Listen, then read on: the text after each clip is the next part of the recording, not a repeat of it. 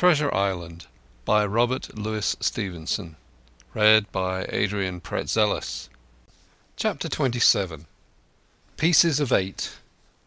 Owing to the cant of the vessel, the masts hung far out over the water, and from my perch on the cross trees I had nothing below me but the surface of the bay. Hans, who was not so far up, was in consequence nearer to the ship, and fell between me and the bulwarks.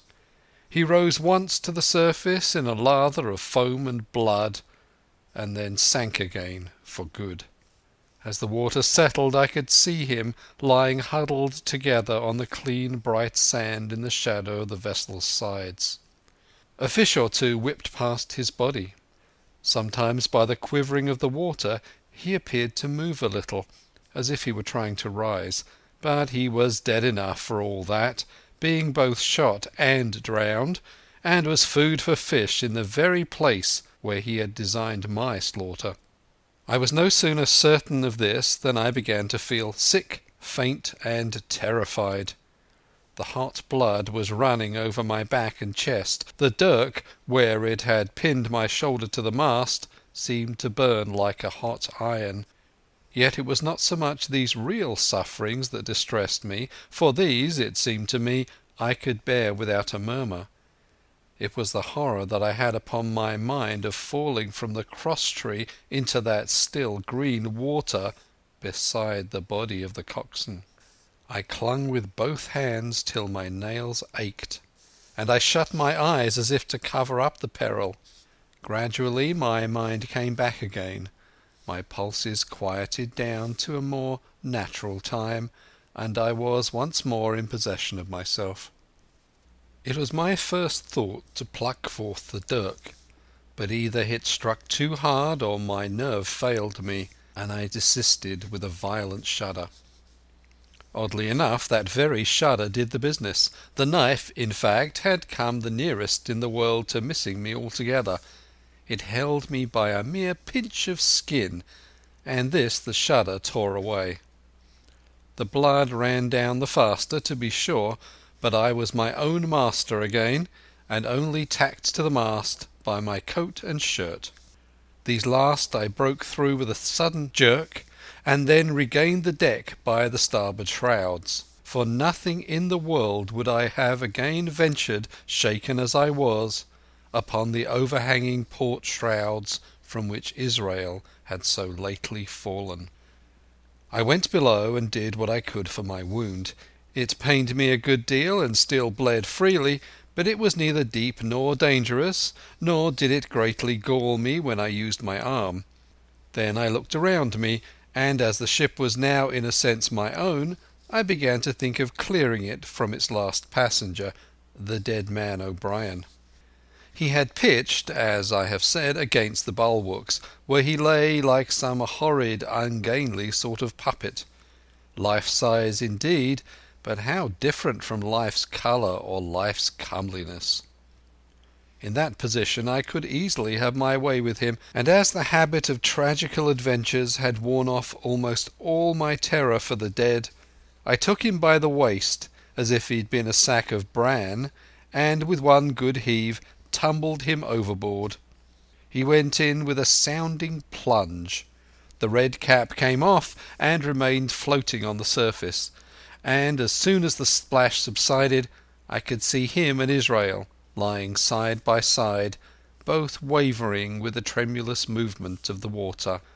O'Brien, though still quite a young man, was very bald. There he lay with that bald head across the knees of the man who had killed him, and the quick fishes steering to and fro over both. I was now alone within the ship. The tide had just turned. The sun was within so few degrees of setting that already the shadows of the pines upon the western shore began to reach right across the anchorage and fall in patterns on the deck. The evening breeze had sprung up, and though it was well warded off by the hill with the two peaks upon the east, the cordage had begun to sing a little softly to itself, and the idle sails to rattle to and fro. I began to see a danger to the ship. The jibs I speedily doused and brought tumbling to the deck, but the mainsail was a harder matter. Of course, when the schooner canted over, the boom had swung outward, and the cap of it and a foot or two of sail hung even under water. I thought this made it still more dangerous, yet the strain was so heavy that I half feared to meddle. At last I got my knife and cut the halyards. The peak dropped instantly, the great belly of loose canvas floated broad upon the water, and since, pull as I liked, I could not budge the downhaul, that was the extent of what I could accomplish. For the rest, the Hispaniola must trust to luck, like myself. By this time the whole anchorage had fallen into shadow. The last rays, I remember, falling through a glade of the wood and shining bright as jewels on the flowery mantle of the wreck. It began to be chill. The tide was rapidly fleeting seaward, the schooner settling more and more on her beam ends. I scrambled forward and looked over. It seemed shallow enough, and holding the cut hawser in both hands for a last security, I let myself drop softly overboard. The water scarcely reached my waist, the sand was firm and covered with ripple marks, and I waded ashore in great spirits, leaving the Hispaniola on her side with her mainsail trailing wide upon the surface of the bay. About the same time the sun went fairly down, and the breeze whistled low in the dusk among the tossing pines. At least, and at last, I was off the sea, nor had I returned thence empty-handed. There lay the schooner, clear at last from buccaneers, and ready for our own men to board and get to sea again. I had nothing nearer my fancy than to get home to the stockade and boast of my achievements. Possibly I might be blamed a bit for my truancy, but the recapture of the Hispaniola was a clinching answer, and I hoped that even Captain Smollett would confess I had not lost my time. So thinking, and in famous spirits, I began to set my face homeward for the blockhouse and my companions. I remembered that the most easterly of the rivers which drain into Captain Kidd's anchorage ran from the two-peaked hill upon my left, and I bent my course in that direction, that I might pass the stream while it was small. The wood was pretty open, and keeping along the lower spurs, I had soon turned the corner of that hill, and not long after waded to the mid-calf across the watercourse. This brought me near to where I had encountered Ben Gunn, the Maroon, and I walked more circumspectly, keeping an eye on every side. The dusk had come nigh hand completely, and as I opened out of the cleft between the two peaks, I became aware of a wavering glow against the sky where, as I judged, the man of the island was cooking his supper before a roaring fire. And yet I wondered in my heart that he should show himself so careless, for if I could see this radiance, might it not reach the Eye of Silver himself, where he camped upon the shore among the marshes? Gradually the night fell blacker.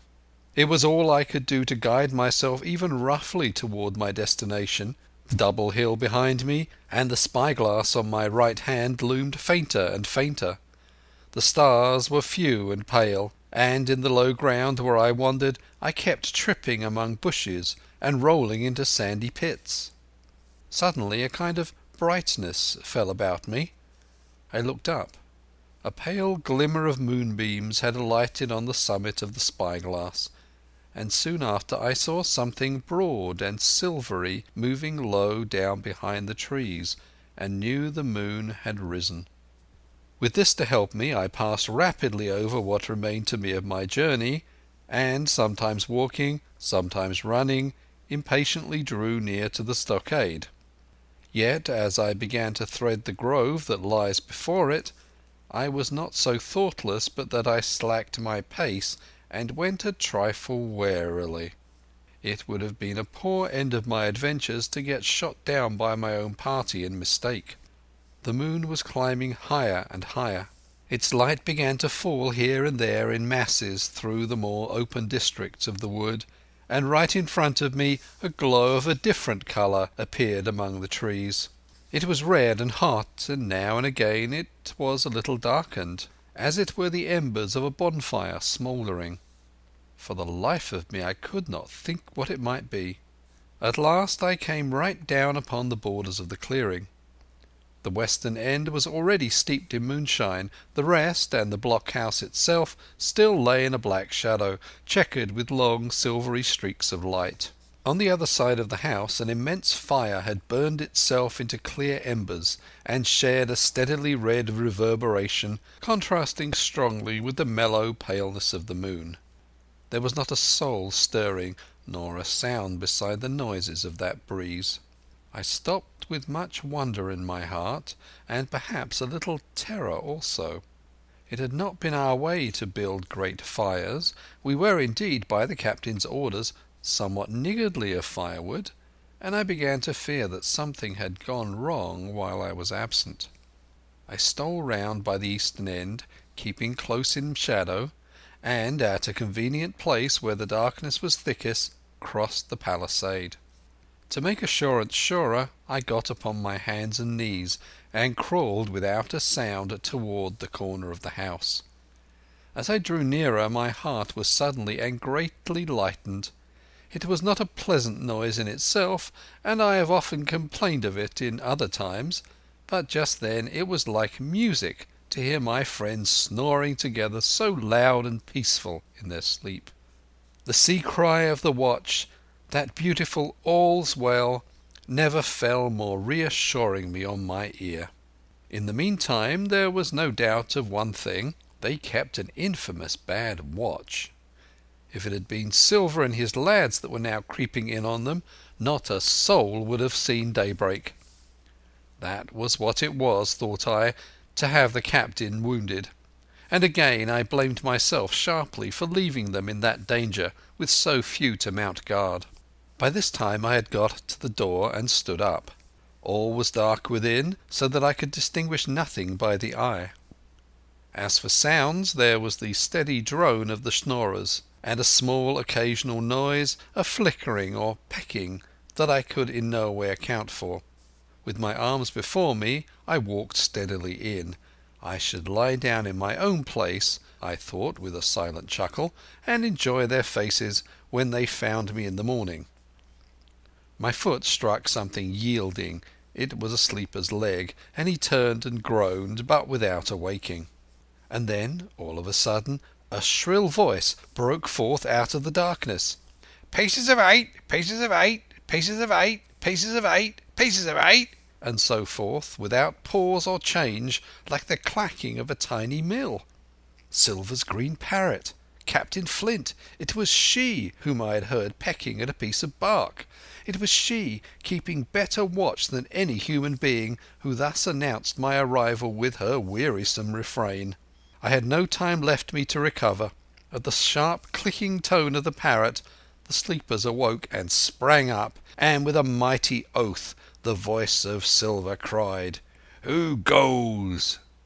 I turned to run, struck violently against one person, recoiled, and ran full into the arms of a second, who, for his part, closed upon and held me tight. "Bring a torch, Dick," said Silver, when my capture was thus assured. And one of the men left the log-house and presently returned with a lighted brand. End of chapter 27. Part 6. Captain Silver. Chapter 28. In the enemy's camp. The bright glare of the torch lighting up the interior of the blockhouse showed me the worst of my apprehensions realized. The pirates were in possession of the house and stores. There was the cask of cognac. There were the pork and bread as before, and what tenfold increased my horror, not a sign of any prisoner. I could only judge that all had perished, and my heart smote me sorely that I had not been there to perish with them. There were 6 of the buccaneers all told. Not another man was left alive. 5 of them were on their feet, flushed and swollen, suddenly called out of the first sleep of drunkenness. The 6th had only risen upon his elbow. He was deadly pale, and the blood-stained bandage round his head told that he had recently been wounded, and was still more recently dressed. I remembered the man who had been shot and run back among the woods in the great attack, and doubted not that this was he. The parrot sat, preening her plumage, on Long John's shoulder. He himself, I thought, looked somewhat paler and more stern than I was used to. He still wore his fine broadcloth suit, in which he had fulfilled his mission, but it was bitterly the worse for wear, daubed with clay and torn with sharp briars of the wood. "So," said he, "here's Jim Hawkins, shiver my timbers. Dropped in like, eh? Well, come, I take that friendly." And thereupon he sat down across the brandy cask and began to fill a pipe. "Give me the loan of a link, Dick," said he, and then, when he had a good light, "That'll do, my lad," he added. "Stick the glim in the wood heap, and you, gentlemen, bring yourselves too. You needn't stand up for Mr. Hawkins. He'll excuse you, you may lay to that. And so, Jim," stopping the tobacco, "here you are, and quite a pleasant surprise for old John. I see you were smart when first I set my eyes on you, but this here gets away from me clean, it do." To all this, as may be well supposed, I made no answer. They had set me with my back against the wall, and I stood there looking Silver in the face, pluckily enough, I hope, to all outward appearance, but with black despair in my heart. Silver took a whiff or two of his pipe with great composure, and then ran on again. "Now you see, Jim, so be as you are here," said he, "I'll give you a piece of my mind.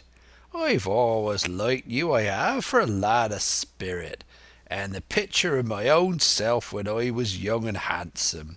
I always wanted to join and take your share and die a gentleman, and now, my cock, you've got to. Captain Smollett's a fine seaman, as I'll own up to any day, but stiff on discipline. Duty is duty, says he, and right he is. Just you keep clear of the captain. The doctor himself is gone dead again you. Ungrateful scamp, was what he said. And the short and the long of the whole story is about here. You can't go back to your own lot, for they won't have you. And without you start a third ship's company all by yourself, which might be lonely, you'll have to join with Captain Silver." So far so good. My friends then were still alive, and though I partly believed the truth of Silver's statement that the cabin party were incensed at me for my desertion, I was more relieved than distressed by what I heard. "I don't say nothing as to your being in our hands," continued Silver, "though there you are, and you may lay to it. I'm all for argument. I never seen good come out of threatening. If you like the service, well, you're joined, and if you don't, Jim, why, you're free to answer no. Free and welcome, shipmate, and if fairer can be said by mortal seamen, shiver my sides." "Am I to answer, then?" I asked, with a very tremulous voice. Through all this sneering talk I was made to feel the threat of death that overhung me, and my cheeks burned and my heart beat painfully in my breast. "Lad," said Silver, "no one's a pressing of you. Take your bearings. None of us won't hurry you, mate. Time goes so pleasant in your company, you see." "Well," says I, growing a bit bolder, "if I'm to choose, I declare I have a right to know what's what, and why you're here, and where my friends are." "What's what?" repeated one of the buccaneers in a deep growl. "He'd be a lucky one as knowed that." "You'll perhaps batten down your hatches till you are spoken to, my friend," cried Silver truculently to the speaker. And then, in his first gracious tones, he replied to me. "Yesterday morning, Mr. Hawkins," said he, "in the dog watch, down came Dr. Livesey with a flag of truce. Says he, Captain Silver, you're sold out. Ship's gone. Well, maybe we'd been taking a glass and a song to help it round. I won't say no. Leastways, none of us had looked out. We looked out, and by thunder, the old ship was gone. I never seen a pack of fools look fishier, and you may lay to that, if I tells you that I look the fishiest. Well, says the doctor, let's bargain. We bargained, him and I, and here we are. Stores, brandy, blockhouse, the firewood you was thoughtful enough to cut, and in a manner of speaking, the whole blessed boat from Crosstrees to Keelson. As for them, they've tramped. I don't know wheres they are. He drew again quietly at his pipe. And lest you should take it into that head of yours, he went on, that you was included in the treaty, here's the last word that was said. How many are you, says I, to leave? 4, says he, 4 and one of us wounded. As for that boy, I don't know where he is, confound him, says he, nor I don't much care. We're about sick of him, there was his words. Is that all? I asked. Well, it's all you're to hear, my son, returned Silver. And now I am to choose? And now you are to choose, and you may lay to that, said Silver. Well, said I am not such a fool, but I know pretty well what I have to look for. Let the worst come to the worst, it's little I care. I've seen too many die since I fell in with you, but there's a thing or two I have to tell you, I said, and by this time I was quite excited. And the first is this. Here you are in a bad way, ship lost, treasure lost, men lost, your whole business gone to wreck, and if you want to know who did it, it was I. I was in the apple barrel that night we sighted land, and heard you, John, and you, Dick Johnson, and Hans, who is now at the bottom of the sea, and told every word you said before the hour was out. And as for the schooner, it was I who cut her cable, and it was I who killed the men you had aboard her, and it was I who brought her where you'll never see her more, not one of you. The laugh's on my side. I've had the top of this business from the first. I no more fear you than I fear a fly. Kill me, if you please, or spare me. But one thing I'll say, and no more. If you spare me, bygones are bygones, and when you fellows are in court for piracy, I'll save you all I can. It is for you to choose. Kill another and do yourselves no good, or spare me and keep a witness to save you from the gallows. I stopped now, for I tell you I was out of breath, and to my wonder not a man of them moved, but all sat staring at me like as many sheep. And while they were still staring, I broke out again. "And now, Mr. Silver," I said, "I believe you're the best man here, and if things go to the worst, I'll take it kind of you to let the doctor know the way I took it." "I'll bear it in mind," said Silver with an accent so curious that I could not for the life of me decide whether he was laughing at my request or had been favourably affected by my courage. "I'll put one to that," cried the old mahogany-faced seaman, Morgan by name, whom I had seen in Long John's public house upon the quays of Bristol. "It was him that knowed Black Dog. Well, and see here," added the sea cook, "I'll put another to that, by thunder. It was this same boy that faked the chart from Billy Bones. First and last we've split upon Jim Hawkins." "Then here goes," said Morgan with an oath. And he sprang up, drawing his knife as if he had been 20. "Avast there!" cried Silver. "Who are you, Tom Morgan? Maybe you thought you were captain here, perhaps. By the powers, but I'll teach you better. Cross me and you'll go where many a good man's gone before you, first and last, these 30 year back. Some to the yard arms, shiver my sides, and some by the board, and all to feed the fishes. There's never a man looked me between the eyes and seen a good day arterwards. Tom Morgan, you may lay to that." Morgan paused, but a hoarse murmur rose from the others. "Tom's right," said one. "I stood hazing long enough from one," added another. "I'll be hanged if I'll be hazed by you, John Silver." "Did any of you gentlemen want to have it out with me?" roared Silver, bending far forward from his position on the keg, with his pipe still glowing in his right hand. "Put a name on what you're at. You ain't dumb, I reckon. Him that once shall get it. Have I lived this many years to have a son of a rum puncheon cock his hat thwart my hawser at the latter end of it? You know the way.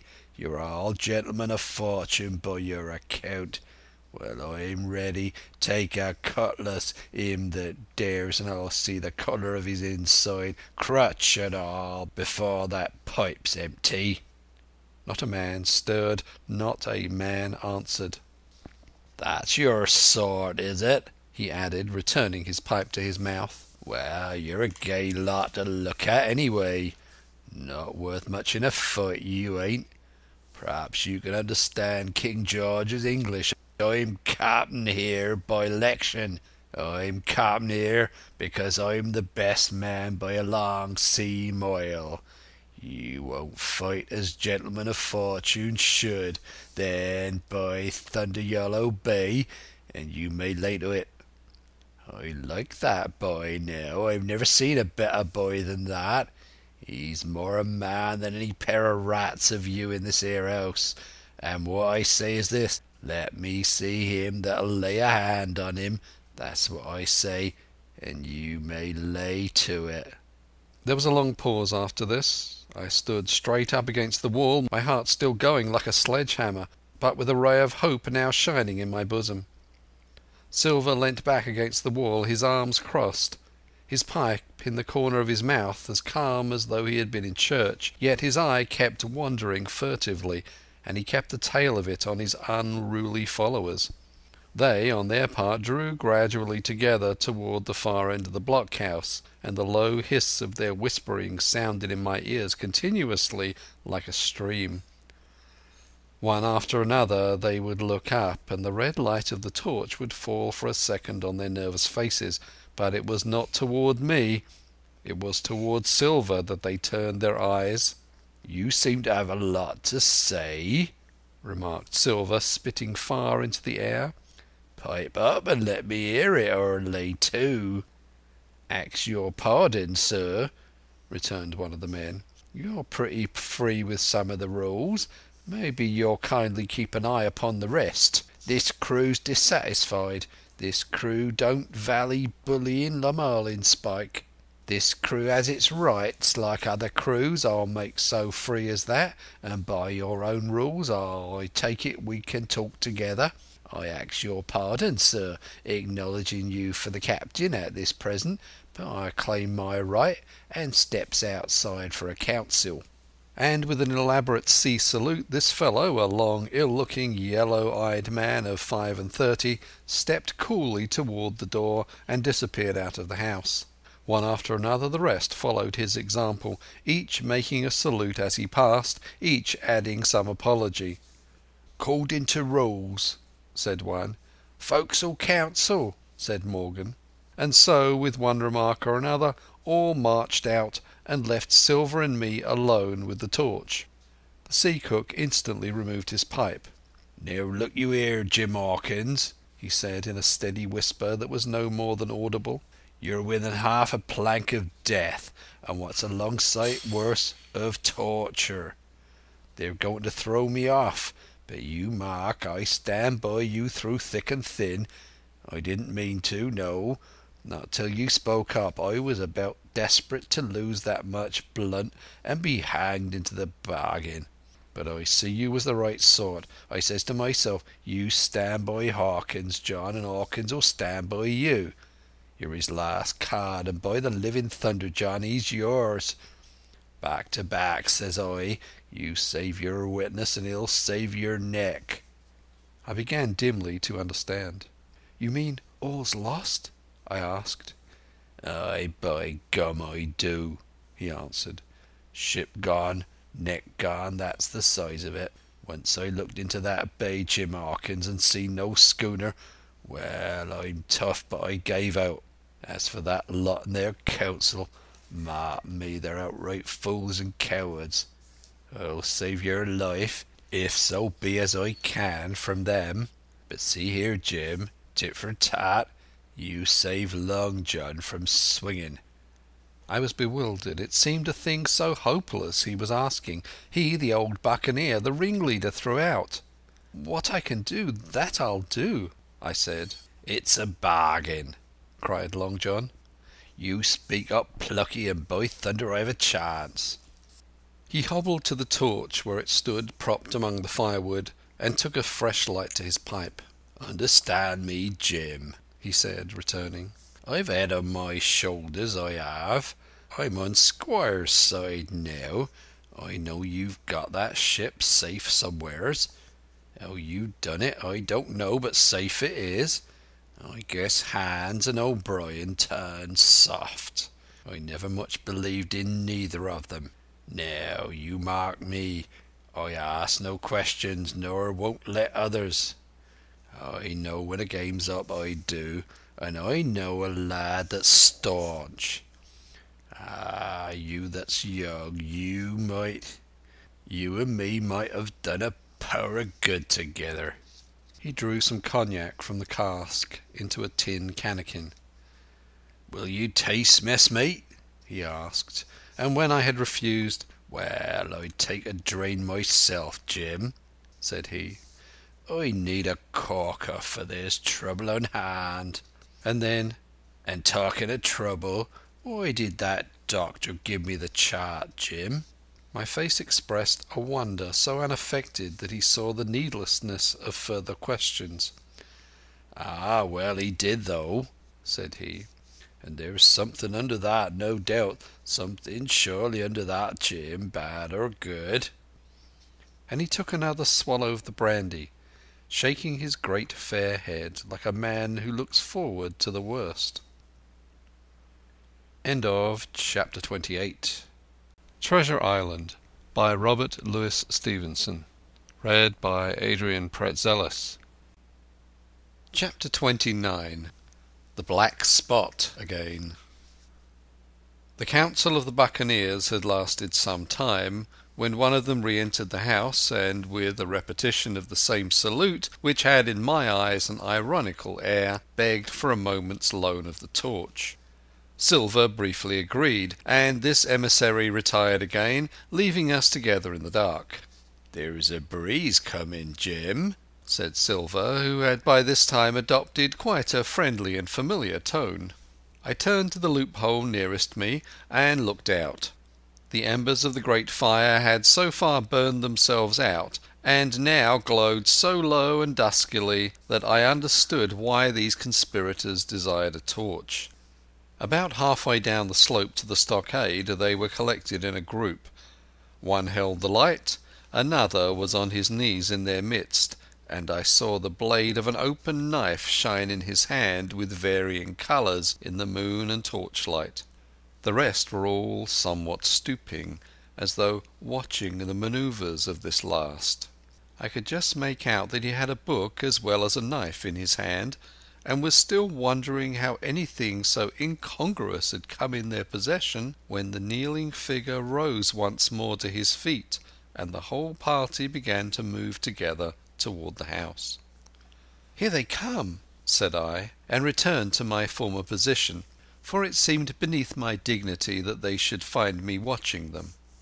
"Well, let 'em come, lad, let 'em come," said Silver cheerily. "I've still a shot in my locker."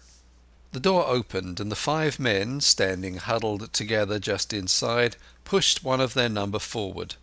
In any other circumstances it would have been comical to see his slow advance, hesitating as he set down each foot, but holding his closed right hand in front of him. "Step up, lad," cried Silver. "I won't eat you.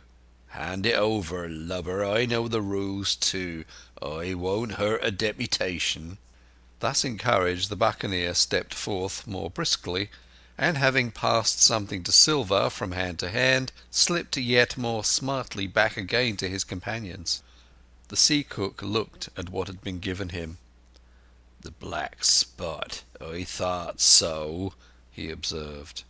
"Where might you've got the paper? Why, hello, look here now, ain't this lucky? You've gone and cut this out of a Bible. What fool's cut a Bible?" "Oh, there," said Morgan. "There, what did I say? No good'll come of that, I said." "Well, you've about fixed it now among you," continued Silver. "You'll all swing now, I reckon. What soft-headed lubber had a Bible?" "It was Dick," said one. "Dick, was it? Then Dick can get to prayers," said Silver. "He's seen his slice of luck as Dick, and you may lay to that." But here the long man with the yellow eyes struck in. "Belay that talk, John Silver," he said. "This crew has tipped you the black spot in full council, as duty bound. Just you turn it over as in duty bound and see what's wrote there. Then you can talk." "Thank ye, George," replied the sea cook.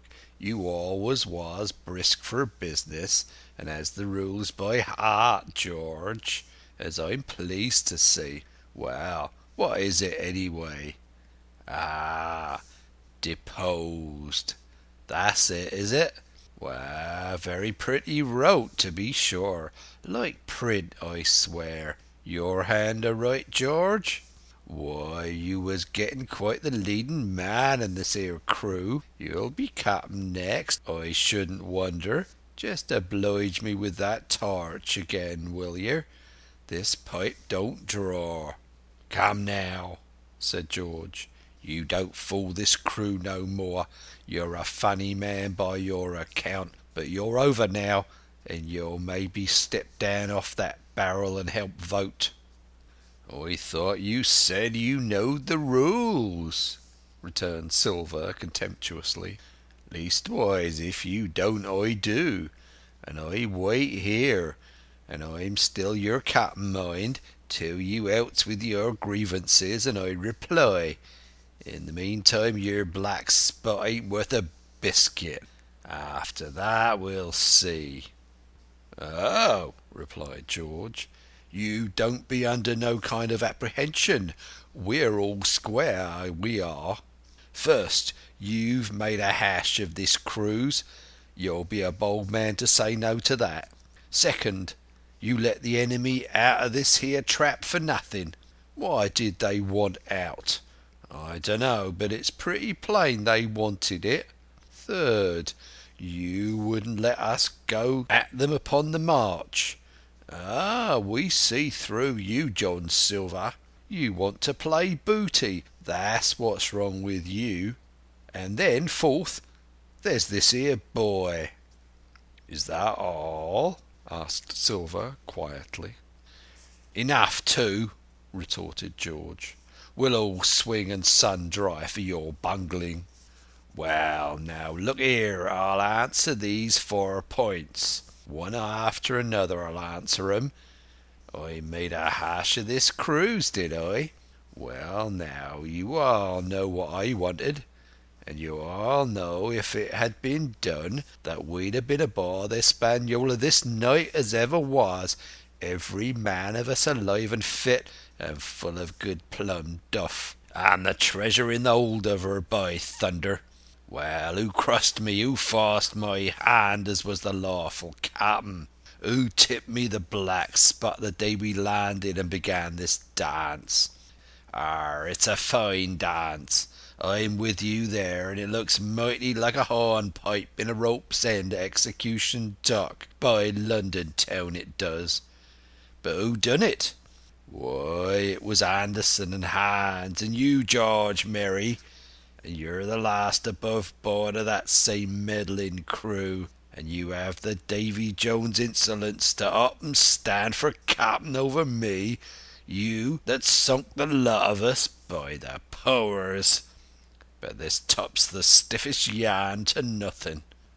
Silver paused, and I could see by the faces of George and his late comrades that these words had not been said in vain. "That's for number one," cried the accused, wiping the sweat from his brow, for he had been talking with a vehemence that shook the house.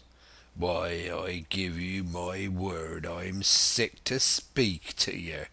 You've neither sense nor memory, and I leave it to fancy where your mothers was that let you come to sea.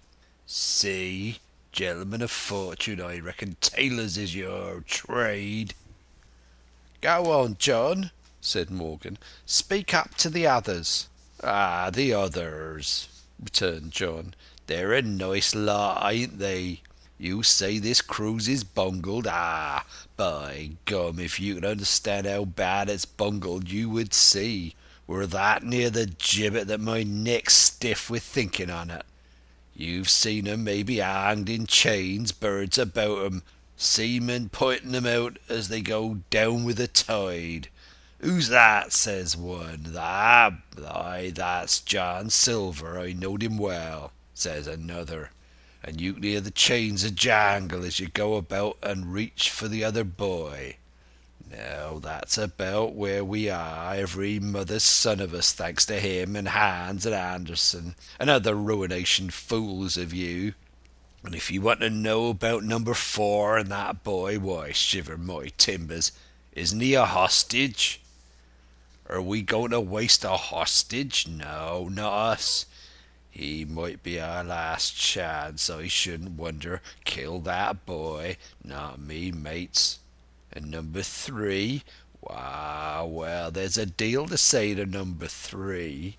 Maybe you don't count it nothing to have a real college doctor come to see you every day. You, John, with your head broke, or you, George, Mary, that had the ague shakes upon you not 6 hours agone, and had your eyes the colour of lemon peels to this same moment on the clock. And maybe, perhaps, you didn't know there was a consort coming either. But there is, and not so long till then, and we'll see who'll be glad to have hostage when it comes to that. And as for number 2, why, I made a bargain. Well, you come crawling on your knees to me to make it. On your knees you came, you was that downhearted. And you'd have starved too if I hadn't. But that's a trifle. You look there, that's why." And he cast down upon the floor a paper that I instantly recognized. None other than the chart on yellow paper, with the 3 red crosses that I had found in the oilcloth at the bottom of the captain's chest. Why the doctor had given it to him was more than I could fancy. But if it were inexplicable to me, the appearance of the chart was incredible to the surviving mutineers. They leapt upon it like cats upon a mouse. It went from hand to hand, one tearing it from another, and by the oaths and the cries and the childish laughter with which they accompanied their examination, you would have thought not only they were fingering the very gold, but were at sea with it besides in safety. "Yes," said one, "that's flint for sure. J.F. and a score below, with a close hitch to it. So he ever done." "Mighty pretty," said George, "but how are we to get away with it, and us no ship?" Silver suddenly sprang up, and supporting himself with a hand against the wall, "Now I'll give you warning, George," he cried. "One more word of your sauce, and I'll call you down and fight you. How? Why, how do I know? You had ought to tell me that, you and the rest that lost me my schooner with your interference, burn you. But not you, you can't. You ain't got the invention of a cockroach. But civil you can speak, and you shall, George Mary, you may lay to that." "That's fair enow," said the old man Morgan. "Fair, I reckon so," said the sea cook. "You lost the ship, I found the treasure. Who's the better man at that? And now I resign, by thunder, elect whom you please to be your captain now. I'm done with it." "Silver!" they cried. "Barbecue for ever! Barbecue for captain!" "So that's the tune, is it?" cried the cook. "George, I reckon you'll have to wait another turn, friend, and lucky for you as I'm not a revengeful man. But that was never my way. And now, shipmates, this black spot. 'Tain't much good now, is it?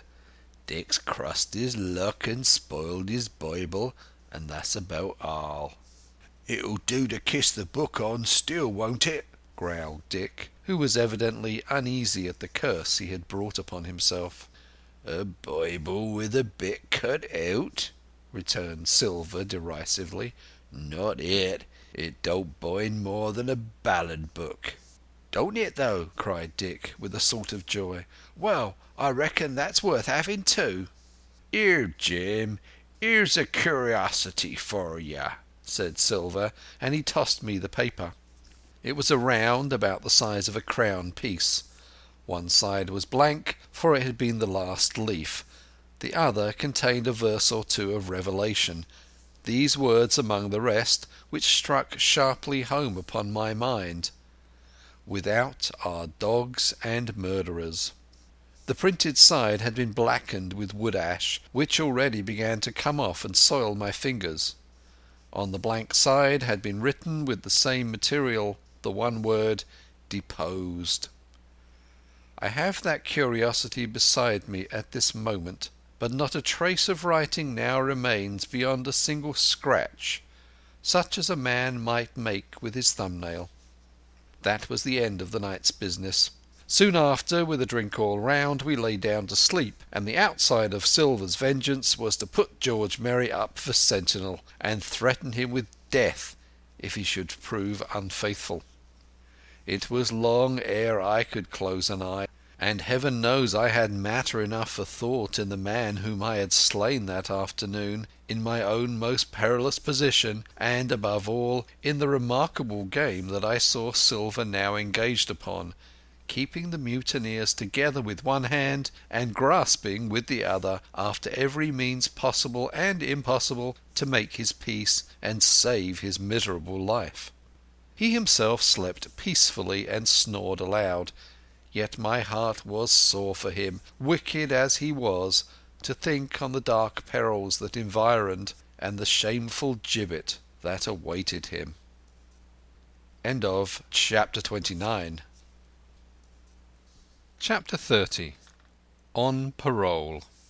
I was wakened, indeed we were all wakened, for I could see even the sentinel shake himself together from where he had fallen against the doorpost, by a clear, hearty voice hailing us from the margin of the wood. "Blockhouse ahoy!" it cried. "Here's the doctor." And the doctor it was. Although I was glad to hear the sound, yet my gladness was not without admixture. I remembered with confusion my insubordinate and stealthy conduct, and when I saw where it had brought me, among what companions and surrounded by what dangers, I felt ashamed to look him in the face. He must have risen in the dark, for the day had hardly come, and when I ran to a loophole and looked out, I saw him standing, like Silver once before, up to the mid-leg in creeping vapour. "You, doctor, top of the morning to you, sir," cried Silver, broad awake and beaming with good nature in a moment.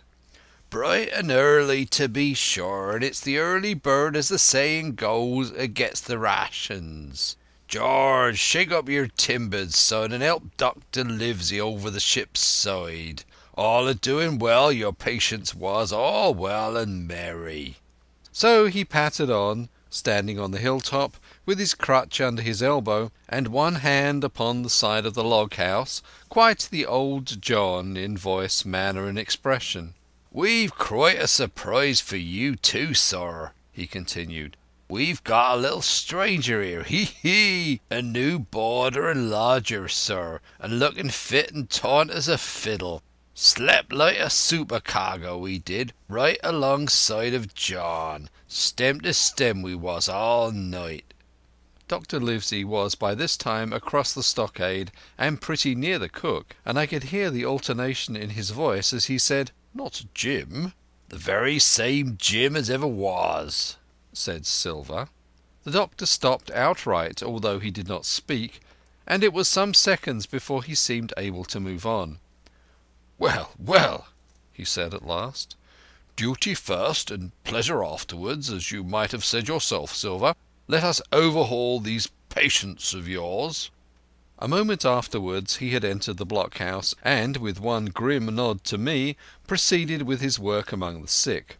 He seemed under no apprehension, though he must have known that his life among these treacherous demons depended on a hair, and he rattled on to his patients as if he were paying an ordinary professional visit in a quiet English family. His manner, I suppose, reacted on the men, for they behaved to him as if nothing had occurred, as if he were still ship's doctor and they still faithful hands before the mast. "You're doing well, my friend," he said to the fellow with the bandaged head, "and if ever a person had a close shave it was you. Your head must be as hard as iron.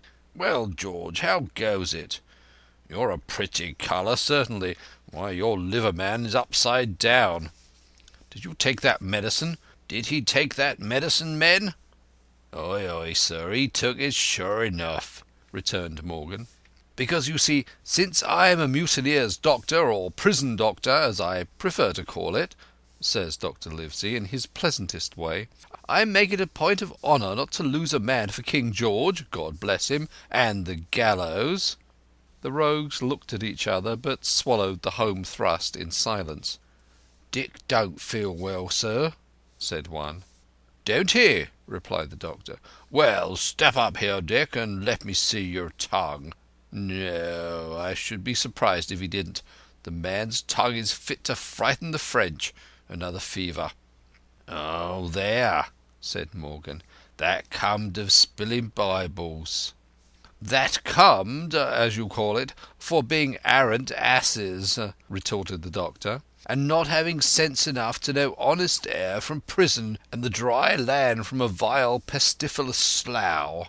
I think it most probable, though of course it's only an opinion, that you'll all have the deuce to pay before you get that malaria out of your systems. Camp in a bog, would you? Silver, I'm surprised at you. You're less of a fool than many, take you all round, but you don't appear to me to have the rudiments of a notion of the rules of health. Well," he added, after he had dosed them round and they had taken his prescriptions, with real laughable humility, more like charity school children than blood-guilty mutineers and pirates, "well, that's done for today, and now I should wish to have a talk with that boy, please." And he nodded his head in my direction carelessly. George Merry was at the door, spitting and spluttering over some bad-tasting medicine, but at the first word of the doctor's proposal he swung round with a deep flush and cried "No!" and swore. Silver struck the barrel with his open hand. "Silence!" he roared, and looked about him positively like a lion. "Doctor," he went on in his usual tones, "I was thinking of that, knowing as how you had a fancy for the boy. We're all humbly grateful for your kindness, and as you see, puts faith in you and takes the drugs down like that much grog. And I take it I've found a way as'll suit all. Hawkins, will you give me your word of honour as a young gentleman, for a young gentleman you are, though poor born, your word of honour not to slip your cable?" I readily gave the pledge required. "Then, doctor," said Silver, "you just step outside of that stockade, and once you're there I'll bring the boy down on the inside, and I reckon you can yarn through the spars. Good day to you, sir, and all our duties to the squire and Captain Smollett." The explosion of disapproval, which nothing but Silver's black looks had restrained, broke out immediately the doctor had left the house. Silver was roundly accused of playing double, of trying to make a separate peace for himself, of sacrificing the interests of his accomplices and victims, and, in one word, of the identical exact thing that he was doing. It seemed to me so obvious in this case that I should not imagine how he was to turn their anger, but he was twice the man the rest were, and his last night's victory had given him a huge preponderance in their minds. He called them all the fools and dolts you can imagine, said it was necessary I should talk to the doctor, fluttered the chart in their faces, asked them if they could afford to break the treaty the very day they were bound a treasure hunting. "No, by thunder!" he cried. "It's us must break the treaty when the time comes. Until then I'll gammon that doctor if I have to oil his boots with brandy." And then he bade them all get the fire lit, and stalked out upon his crutch, with his hand on my shoulder, leaving them in disarray and silenced by his volubility rather than convinced. "Slow, lad, slow," he said. "They might round upon us in a twinkle of an eye if we were seen to hurry." Very deliberately then did we advance across the sand to where the doctor awaited us on the other side of the stockade, and soon as we were within easy speaking distance, Silver stopped. "You'll make a note of this here also, Doctor," said he, "and the boy'll tell you how I saved his life, and were deposed for it too, you may lay to that. Doctor, when a man's steering as near to the wind as me, playing chuck farthing with the last breath in his body like, you wouldn't think it too much, mayhap, to give him one good word. You please bear in mind it's not my life only now, it's that boy's into the bargain. And you'll speak me fair, Doctor, and give me a bit of hope to go on, for the sake of mercy." Silver was a changed man. Once he was out there and had his back to his friends and the blockhouse. His cheeks seemed to have fallen in. His voice trembled. Never was a soul more dead in earnest. "Why, John, you're not afraid?" asked Dr. Livesey. "Doctor, I'm no coward, no, not I, not so much." And he snapped his fingers. "If I was, I wouldn't say it. But I'll own up fairly, I've had the shakes upon me for the gallows. You're a good man and a true, never seen a better man. And you'll not forget what I done good, not any more you'll forget the bad, I know.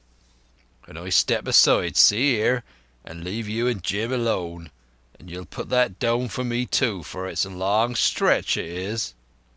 So saying, he stepped back a little way till he was out of earshot, and there sat down upon a tree stump and began to whistle, spinning round now and again upon his seat so as to command a sight, sometimes of me and the doctor, and sometimes of his unruly ruffians as they went to and fro in the sand, between the fire, which they were busy rekindling, and the house, from which they brought forth pork and bread to make the breakfast. "So, Jim," said the doctor sadly, "here you are. As you have brewed, so shall you drink, my boy. Heaven knows I cannot find it in my heart to blame you. But this much I will say, be it kind or unkind. When Captain Smollett was well you dared not have gone off, and when he was ill and couldn't help it, by George, it was downright cowardly." I will own that I here began to weep. "Doctor," I said, "you might spare me. I have blamed myself enough. My life's forfeit anyway, and I should have been dead now if Silver hadn't stood for me. And, Doctor, believe this, I can die, and I dare say I deserve it, for what I fear is torture. If they come to torture me—" "Jim," the doctor interrupted, and his voice was quite changed. "Jim, I can't have this. Whip over and we'll run for it." "Doctor," said I passed my word." I know," he cried. "We can't help that, Jim, now. I'll take it on my shoulders. Holus bolus, blame and shame, my boy. But stay here, I cannot let you. Jump! One jump and you're out, and we'll run for it like antelopes." "No," I replied. "You know right well you wouldn't do the same thing yourself, neither you nor squire nor captain, nor more will I. Silver trusted me. I passed my word, and back I go. But, Doctor, you did not let me finish. If they come to torture me, I might let slip a word of where the ship is. For I got the ship, part by luck and part by risking, and she lies in the north inlet on the southern beach and just below high water. At half tide she must be high and dry." "The ship!" exclaimed the doctor. Rapidly I described to him my adventures, and he heard me out in silence. "There's a kind of fate in this," he observed when I had done. "Every step it's you that save our lives, and do you suppose by any chance that we are going to let you lose yours? That would be a poor return, my boy. You found out the plot, you found Ben Gunn, the best deed that you ever did or will do, though you live to 90. Oh, by Jupiter! And talking of Ben Gunn, why, this is the mischief in person. Silver!" he cried. "Silver! I'll give you a piece of advice," he continued as the cook drew nearer again. "Don't you be in any great hurry after that treasure." "Why, sir, I do my possible, which that ain't," said Silver. "I can only, asking your pardon, save my life and the boys by seeking for that treasure, and you may lay to that." "Well, Silver," replied the doctor, "if that is so, I'll go one step farther. Look out for squalls when you find it." "Sir," said Silver, "as between man and man, that's too much and too little. What you're after, why you left the blockhouse, why you've given me that there chart, I don't know now, do I? And yet I done your bidding with my eyes shut, and never a word of hope. But no, this here is too much. If you won't tell me what you mean played out, just say so, and I'll leave the helm." "No," said the doctor musingly, "I've no right to say more. It's not my secret, you see, Silver, or I give you my word I'd tell it you. But I'll go as far with you as I dare go, and not a step beyond, for I'll have my wig sorted by the captain, or I'm mistaken. And first I'll give you a bit of hope. Silver, if we both get out alive out of this wolf track, I'll do my best to save you, short of perjury." Silver's face was radiant. "You couldn't say more. I'm sure, sir, not if you was my mother," he cried. "Well, that's my first concession," added the doctor. "My second is a piece of advice. Keep the boy close beside you, and when you need help, halloo! I am off to seek it for you, and that itself will show you if I speak at random. Goodbye, Jim." And Dr. Livesey shook hands with me through the stockade, nodded to Silver, and set off at a brisk pace into the wood. End of Chapter 30. Treasure Island by Robert Louis Stevenson. Read by Adrian Praetzellis. Chapter 31. The Treasure Hunt. Flint's Pointer. "Jim," said Silver when we were alone, "if I saved your life, you've saved mine, and I'll not forget it. I seen the doctor waving you to run for it, with the tail of my eye, I did. And I seen you say no, as plain as hearing. Jim, that's one to you. This is the first glint of hope I had since the tack failed, and I owe it to you. And now, Jim, we're to go in for this here treasure hunting, with sealed orders too, and I don't like it. And you and me must stick close, back to back like, and we'll save our necks in spite of fate and fortune." Just then a man hailed us from the fire that breakfast was ready, and we were soon seated here and there about the sand over biscuit and fried junk. They had lighted a fire fit to roast an ox, and it was now grown so hot that they could only approach it from the windward, and even there not without precaution. In the same wasteful spirit they had cooked, I suppose, 3 times more than we could eat, and one of them, with an empty laugh, threw what was left into the fire, which blazed and roared again over this unusual fuel. I never in my life saw men so careless of the morrow. Hand to mouth is the only word that can describe their way of doing.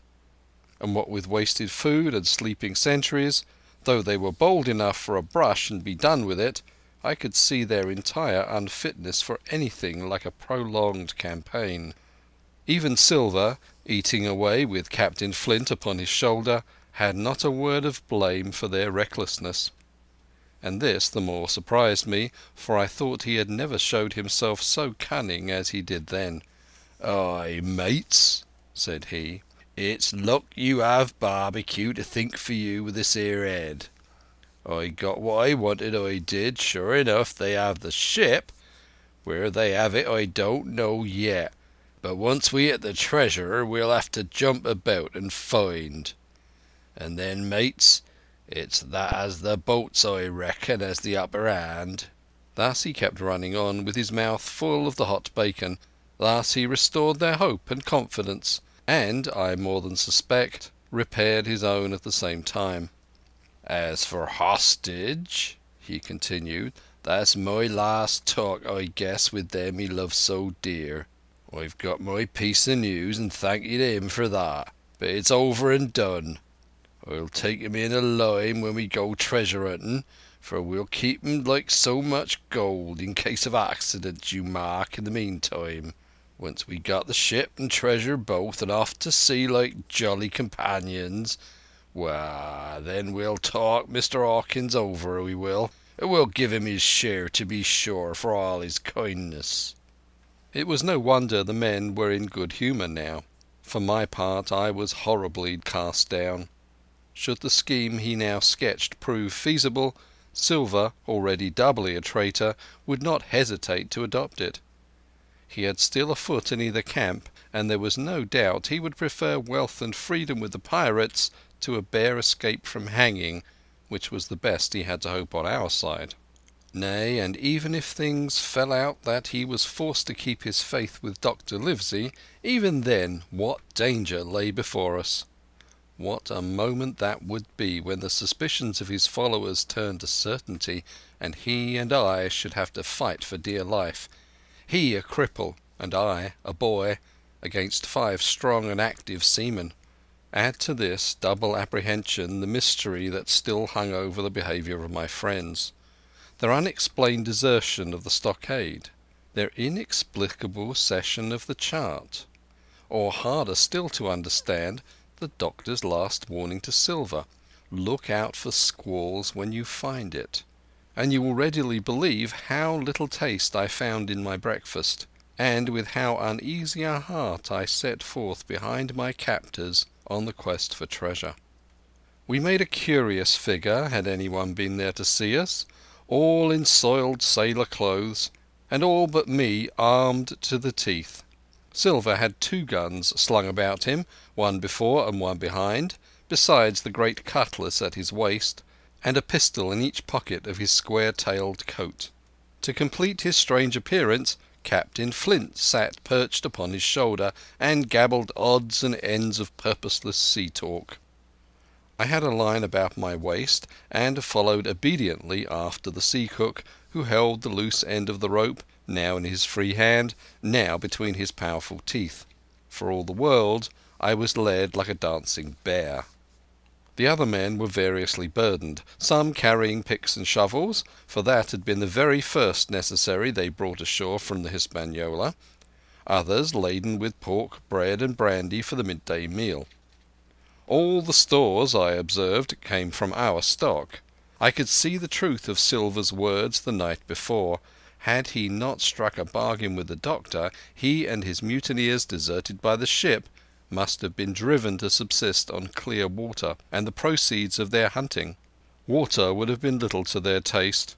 A sailor is not usually a good shot, and besides all that, when they were so short of eatables, it was not likely they would be very flush of powder. Well, thus equipped, we all set out, even the fellow with the broken head, who should certainly have kept in shadow, and straggled one after another to the beach, where the 2 gigs awaited us. Even these bore trace of the drunken folly of the pirates, one in a broken thwart, and both in their muddied and unbaled condition. Both were to be carried along with us for the sake of safety, and so, with our numbers divided between them, we set forth upon the bosom of the anchorage. As we pulled across, there was some discussion on the chart. The Red Cross was, of course, far too large to be a guide, and the terms of the note on the back, as you will hear, admitted of some ambiguity. They ran, the reader may remember, thus: Tall tree, spyglass shoulder, bearing a point to the N of NNE, Skeleton Island, ESE, and by E, 10 feet. A tall tree was thus the principal mark. Now, right before us, the anchorage was bounded by a plateau from 200 to 300 feet high, adjoining on the north and sloping southern shoulder of the spyglass, and rising again toward the south into the rough, cliffy eminence called the Mizzenmast Hill. The top of the plateau was dotted thickly with pine trees of varying height. Here and there, one of a different species rose 40 or 50 feet clear above its neighbours, and which of these was the particular tall tree of Captain Flint could only be decided on the spot and by the readings of the compass. Yet, although that was the case, every man on board the boats had picked a favourite of his own ere we were halfway over, Long John alone shrugging his shoulders and bidding them wait till they were there. We pulled easily by Silver's directions, not to weary the hands prematurely, and after quite a long passage landed at the mouth of the second river, that which runs down a woody cleft of the spyglass. Thence, bending to our left, we began to ascend the slope towards the plateau. At the very outset, heavy, miry ground and a matted marsh vegetation greatly delayed our progress, but by little and little the hill began to steepen and become stony underfoot, and the wood to change its character and to grow in a more open order. It was indeed a most pleasant portion of the island that we were now approaching. A heavy-scented broom and many flowering shrubs had almost taken the place of grass. Thickets of green nutmeg trees were dotted here and there with the red columns and the broad shadow of the pines, and the first mingled their spice with the aroma of the others. The air, besides, was fresh and stirring, and this, under the sheer sunbeams, was a wonderful refreshment to our senses. The party spread itself abroad in a fan shape, shouting and leaping to and fro. About the centre, and a good way behind the rest, Silver and I followed, I tethered by my rope, he ploughing with deep pants among the sliding gravel. From time to time, indeed, I had to lend him a hand, or he must have missed his footing and fallen backward down the hill. We had thus proceeded for about half a mile, and were approaching the brow of the plateau, when the man upon the farthest left began to cry aloud as if in terror. Shout after shout came from him, and the others began to run in his direction. "He can't have found the treasure," said old Morgan, hurrying past us from the right, "for that's clean atop." Indeed, as we found when we also reached the spot, it was something very different. At the foot of a pretty big pine, and involved in deep creeper, which had even partly lifted some of the smaller bones, a human skeleton lay with a few shreds of clothing on the ground. I believe a chill struck for a moment to every heart. "He was a seaman," said George Merry, who, bolder than the rest, had gone up close and was examining the rags of clothing. "Leastways, this is good sea cloth." "Ay, ay," said Silver. "Like enough you wouldn't look to find a bishop here, I reckon. But what sort of a way is that for bones to lie, tainting nature?" Indeed, on a second glance, it seemed impossible to fancy that the body was in a natural position.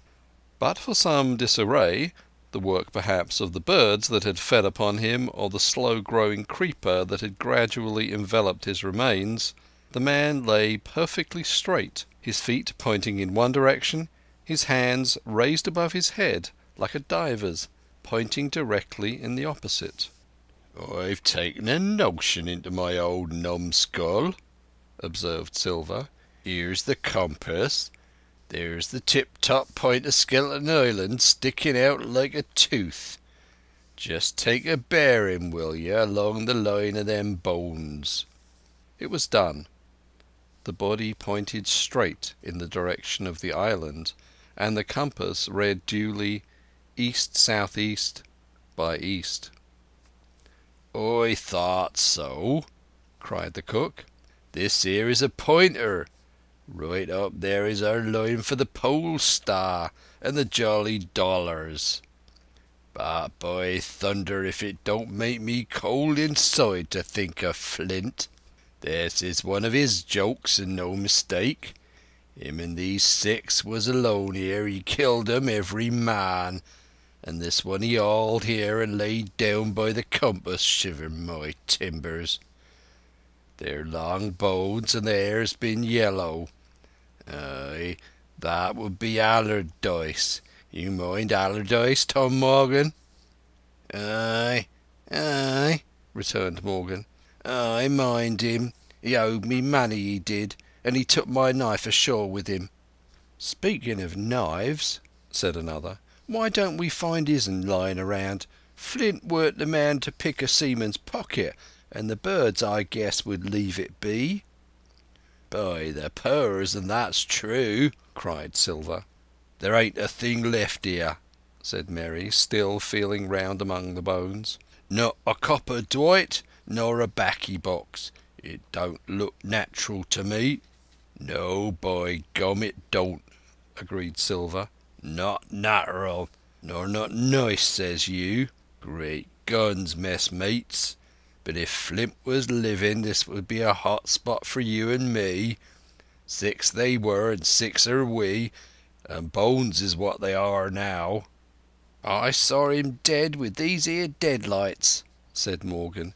"Billy took me in. There he laid with penny pieces on his eyes." "Dead? Aye, sure enough he's dead and gone below," said the fellow with the bandage. "But if ever spirit walked it would be Flint's, dear heart. But he died bad, did Flint." "Aye, that he did," observed another. "Now he raged, and now he hollered for the rum, and now he sang 15 men were his only song, mates. And I tell you true, I never rightly liked to hear it since. It was main hot, and the windy was open, and I hear that old song a-coming out as clear as clear, and the death hall on the man already." "Come, come," said Silver, "stow this talk. He's dead and he don't walk, that I know. Leastways, he won't walk by day, and you may lay to that. Care killed a cat. Fetch a head for the doubloons." We started, certainly, but in spite of the hot sun and the staring daylight, the pirates no longer ran separate and shouting through the wood, but kept side by side and spoke with bated breath.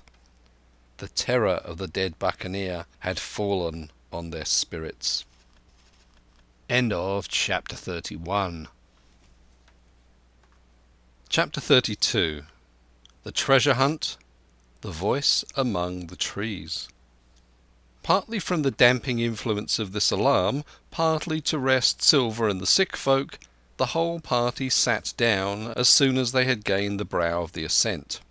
The plateau being somewhat tilted toward the west, this spot on which we had paused commanded a wide prospect on either hand. Before us, over the tree-tops, we held the cape of the woods fringed with surf. Behind, we not only looked down upon the anchorage and Skeleton Island, but saw, clear across the spit and the eastern lowlands, a great field of open sea upon the east. Sheer above us rose the spyglass, here dotted with single pines, there black with precipices. There was no sound but that of the distant breakers mounting from all around and the chirp of countless insects in the brush. Not a man, not a sail on the sea. The very largeness of the view increased the sense of solitude. Silver, as he sat, took certain bearings with his compass. "There are 3 tall trees," said he, "about in the right line from Skeleton Island. Spy-glass shoulder. I take it means that lower point there. It's child's play to find the stuff now. I've half a mind to dine first." "I don't feel sharp," growled Morgan. "Thinking of Flint, I think it were, has done me." "Well, my son, you praise your stars he's dead," said Silver. "He was a ugly devil," cried a third pirate with a shudder. "That blue in the face too." "That was how the rum took him," added Merry. "Blue? Well, I reckon he was blue. That's a true word." Ever since they had found the skeleton and got upon this train of thought, they had spoken lower and lower, and they had almost got to whispering by now, so that the sound of their talk hardly interrupted the silence of the wood. All of a sudden, out of the middle of the trees in front of us, a thin, high, trembling voice struck up the well-known air and words. 50 men on the dead man's chest, yo ho ho, and a bottle of rum. I never have seen men more dreadfully affected than the pirates. The colour went from their 6 faces like enchantment. Some leapt to their feet, some clawed hold of others. Morgan grovelled on the ground. "It's Flint, by!" cried Merry. The song had stopped as suddenly as it began, broken off, you would have said, in the middle of a note, as though someone had laid his hand upon the singer's mouth. Coming so far through the clear and sunny atmosphere among the green tree-tops, I thought it had sounded airily and sweetly, and the effect on my companions was the stranger. "Come," said Silver, struggling with his ashen lips to get the word out. "That won't do. Stand by to go about. This is a rum start, and I can't name the voice, but it's someone skylarking. Someone that's flesh and blood, and you may lay to that." His courage had come back as he spoke, and some of the colour to his face along with it.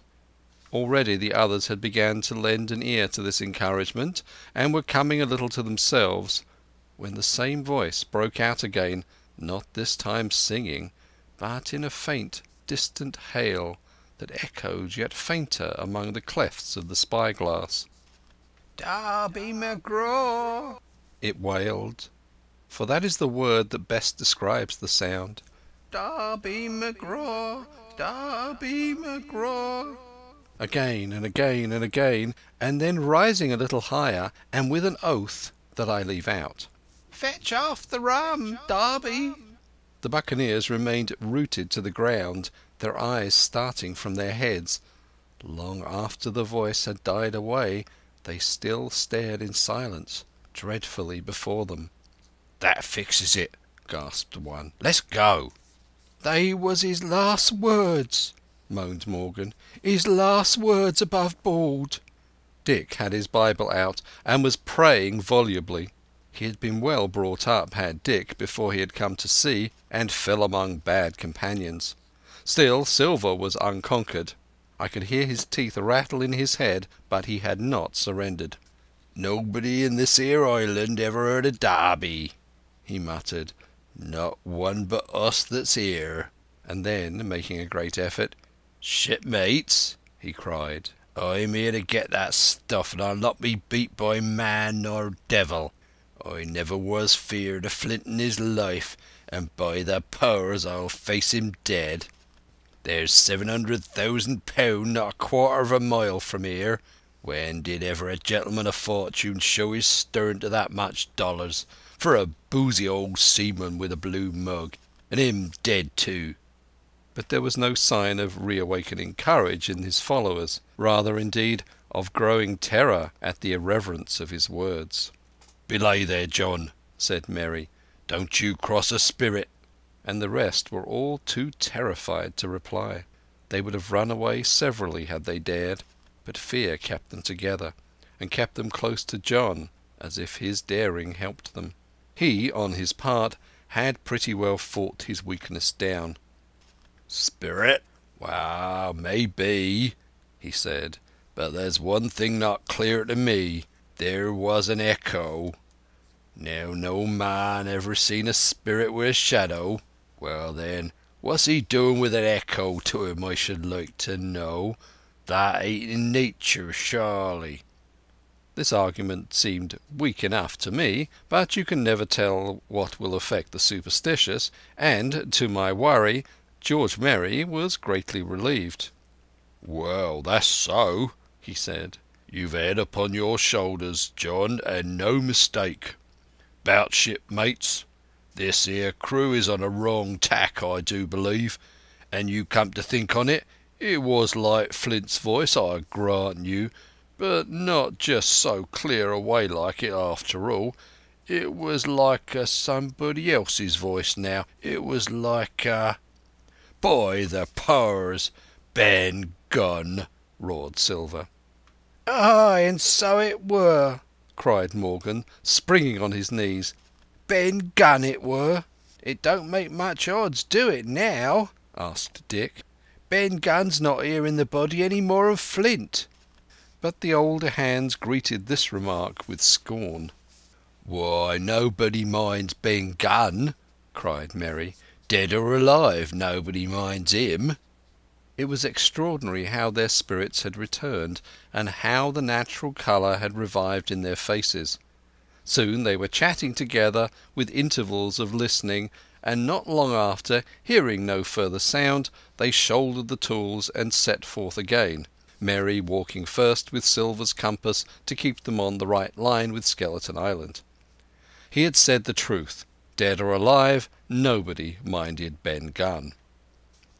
Dick alone still held his Bible, and looked around him as he went with fearful glances, but he found no sympathy, and Silver even joked him on his precautions.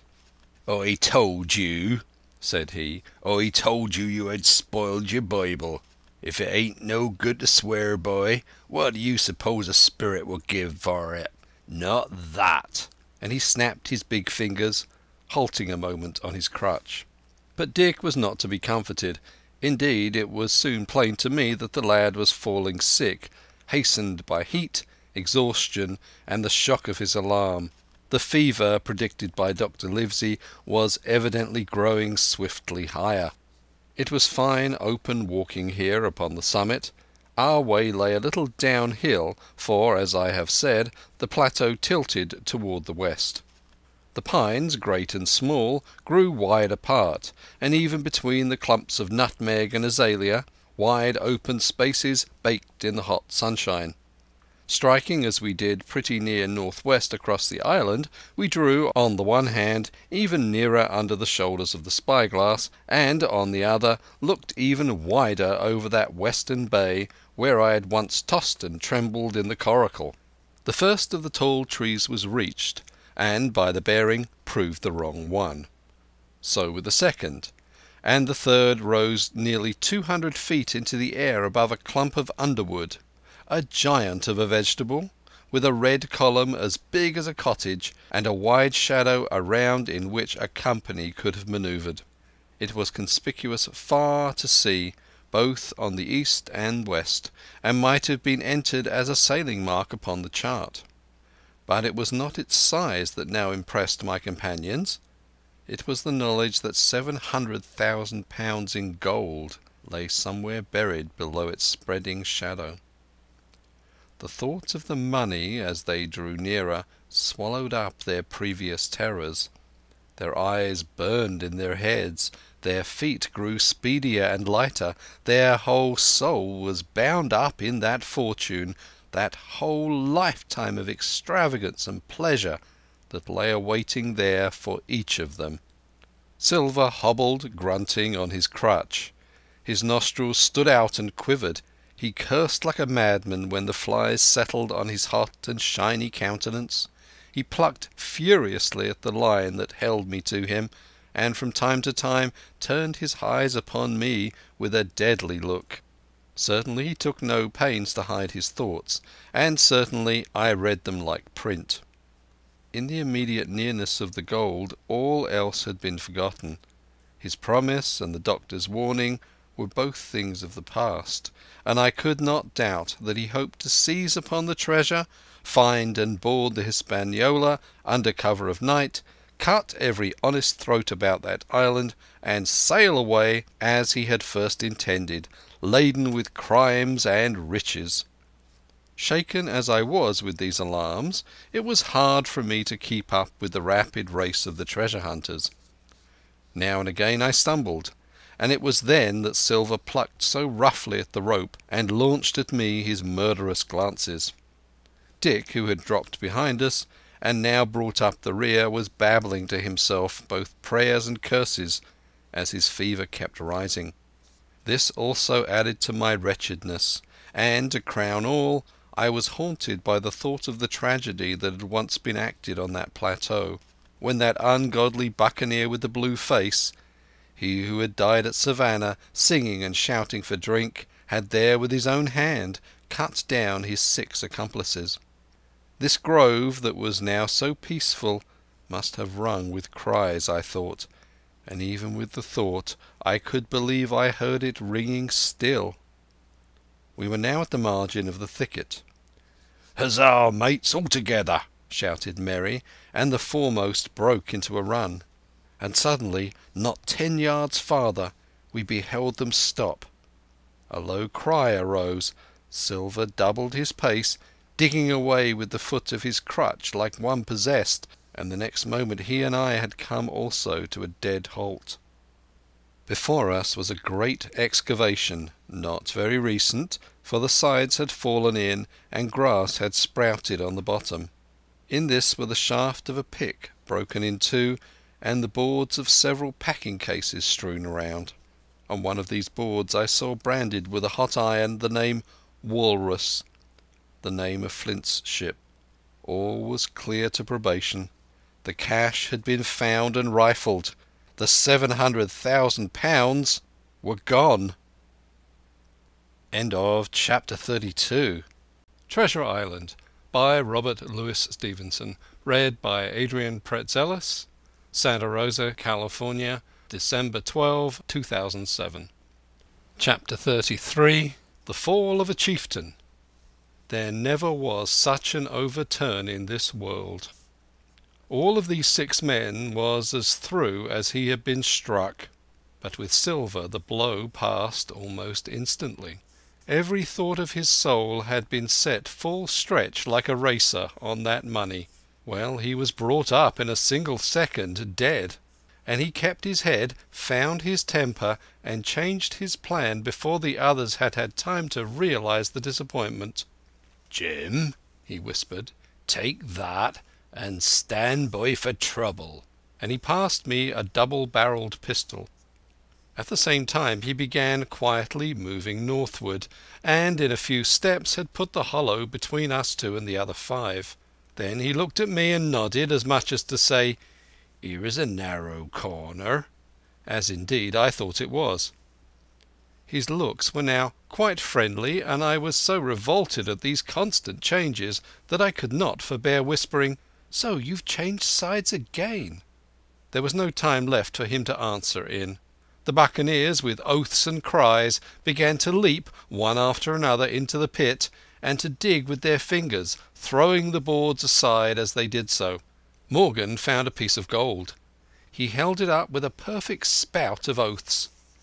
It was a 2-guinea piece, and it went from hand to hand among them for a quarter of a minute.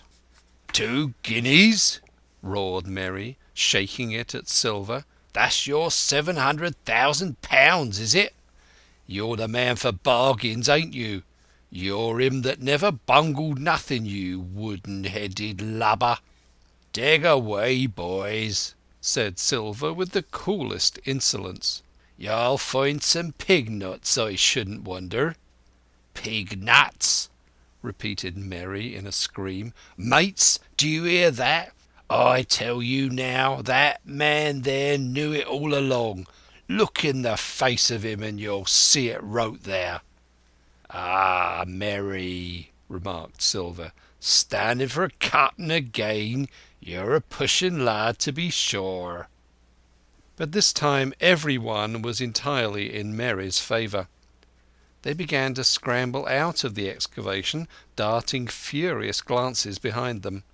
One thing I observed, which looked well for us, they all got out upon the opposite side from Silver.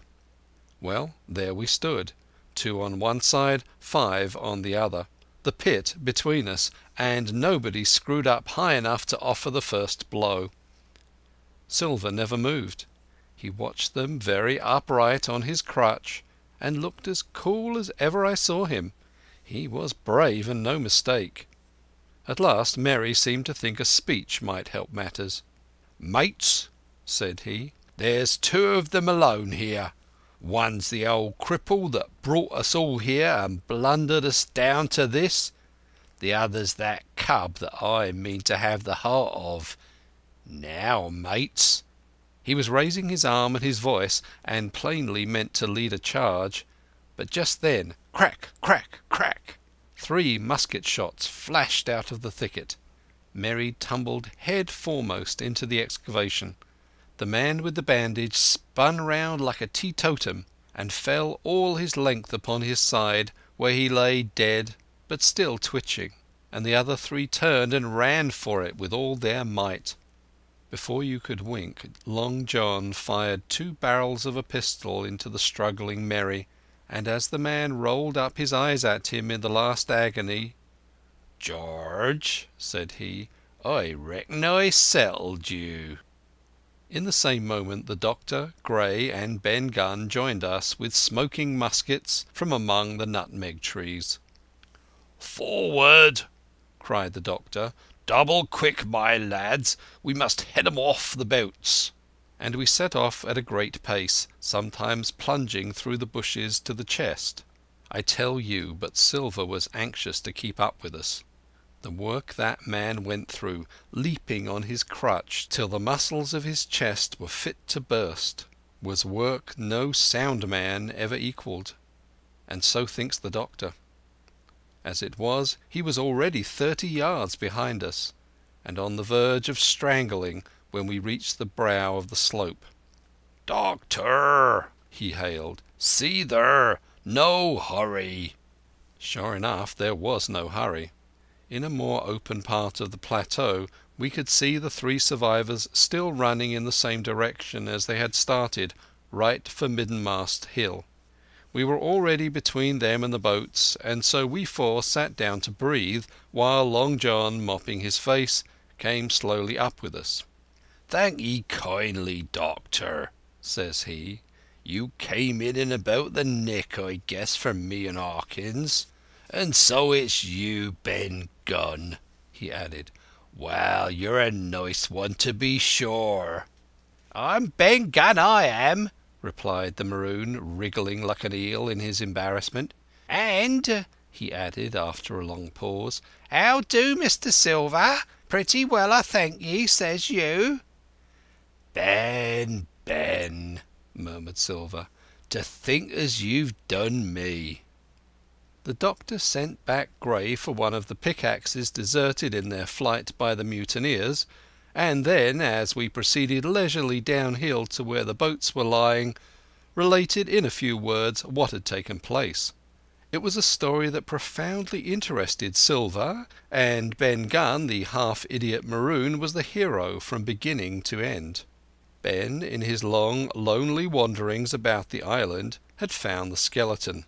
It was he that had rifled it. He had found the treasure. He had dug it up.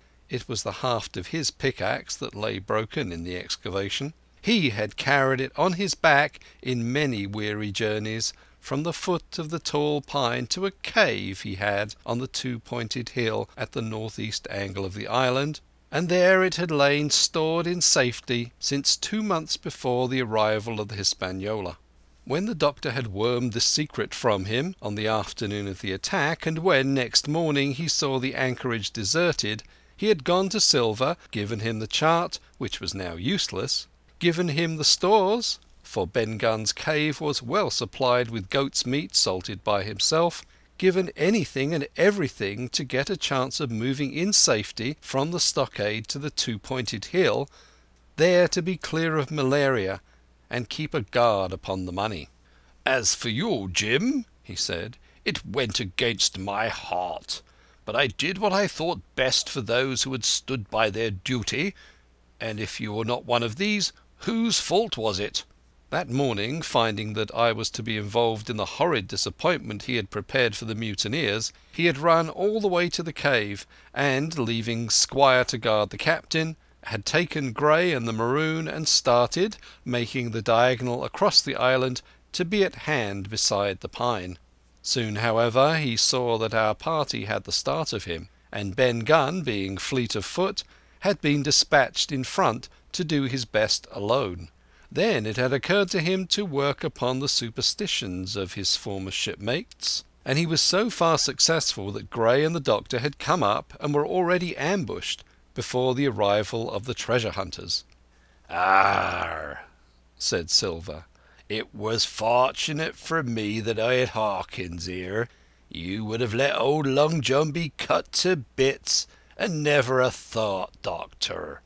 "Not a thought," replied Dr. Livesey cheerily, and by this time we had reached the gigs. The doctor, with the pickaxe, demolished one of them. Then we all got aboard the other and set out to go round by the sea for North Inlet. This was a run of 8 or 9 miles. Silver, though he was almost killed already with fatigue, was set to an oar like the rest of us, and we were soon skimming swiftly over a smooth sea. Soon we passed out of the straits and doubled the southeast corner of the island, round which 4 days ago we had towed the Hispaniola. As we passed the two-pointed hill we could see the black mouth of Ben Gunn's cave and a figure standing by it leaning on a musket. It was the squire, and we waved a handkerchief and gave him 3 cheers, in which the voice of Silver joined as heartily as any. 3 miles farther, just inside the mouth of North Inlet, what should we meet but the Hispaniola cruising by herself? The last flood had lifted her, and had there been much wind or a strong tide current, as in the southern anchorage, we should never have found her more, or found her stranded beyond help. As it was, there was little amiss beyond the wreck of the mainsail. Another anchor was got ready and dropped in 1.5 fathoms of water. We all pulled round to Rum Cove, the nearest point for Ben Gunn's treasure house. Then Gray, single-handed, returned with the gig to the Hispaniola, where he was to pass the night on guard. A gentle slope ran up from the beach to the entrance of the cave. At the top the squire met us. To me he was cordial and kind, saying nothing of my escapade, either in the way of blame or praise. At Silver's polite salute he somewhat flushed.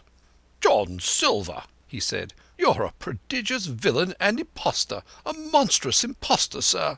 I am told I am not to prosecute you. Well, then, I will not. But the dead men, sir, hang about your neck like millstones." "Thank you kindly, sir," replied Long John, again saluting. "How dare you thank me?" cried the squire.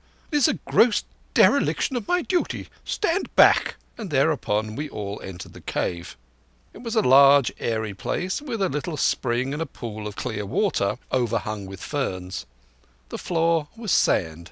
Before a big fire lay Captain Smollett, and in a far corner, only duskily flitted over by the blaze, I beheld great heaps of coin and quadrilaterals built of bars of gold. That was Flint's treasure that we had come so far to seek, and that had cost already the lives of 17 men from the Hispaniola. How many it had cost in the amassing, what blood and sorrow, what good ships scuttled on the deep, what brave men walking the plank blindfold, what shot of cannon, what shame and lies and cruelty, perhaps no man alive could tell.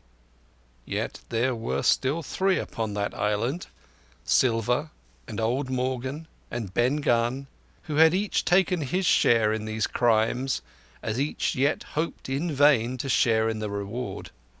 "Come in, Jim," said the captain. "You're a good boy in your line, Jim, but I don't think you and me'll go to sea again.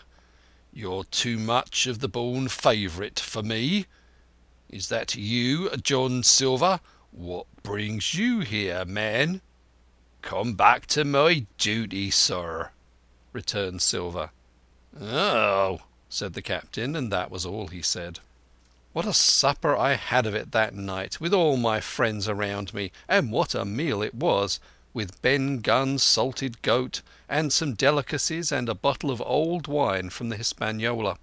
Never, I am sure, were people gayer or happier. and there was Silver, sitting back almost out of the firelight, but eating heartily, prompt to spring forward when anything was wanted, even joining quietly in our laughter, the same bland, obsequious seaman of the voyage out. End of Chapter 33. Chapter 34. And last.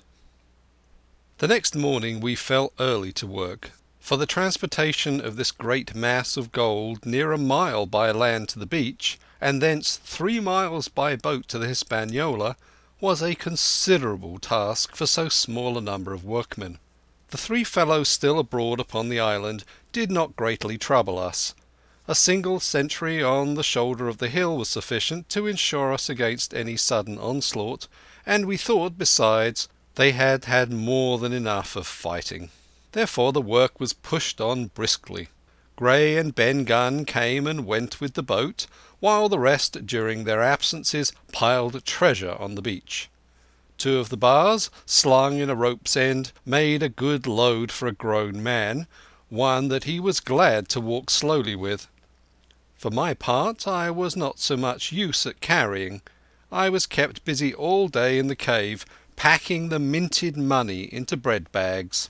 It was a strange collection, like Billy Bones' hoard for the diversity of coinage, but so much larger and so much more varied that I think I never had more pleasure than in sorting them.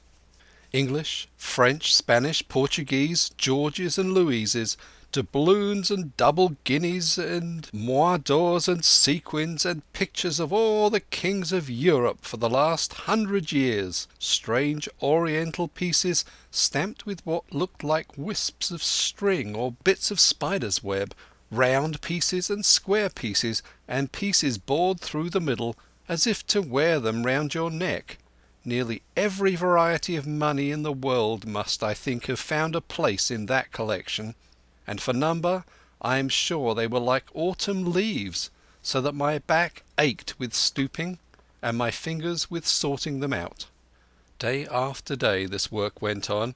By every evening a fortune had been stowed aboard, but there was another fortune waiting for the morrow. And all this time we heard nothing of the 3 surviving mutineers. At last, I think it was on the 3rd night, the doctor and I were strolling on the shoulder of the hill where it overlooks the lowlands of the isle, when, from out of the thick darkness below, the wind brought us a noise between shrieking and singing. It was only a snatch that reached our ears, followed by the former silence. "Heaven forgive them," said the doctor. "'Tis the mutineers." "All drunk, sir," struck in the voice of Silver from behind us. Silver, I should say, was allowed his entire liberty, and in spite of daily rebuffs seemed to regard himself once more as quite a privileged and friendly dependent. Indeed, it was remarkable how well he bore these slights, and with what unwearying politeness he kept at trying to ingratiate himself with all.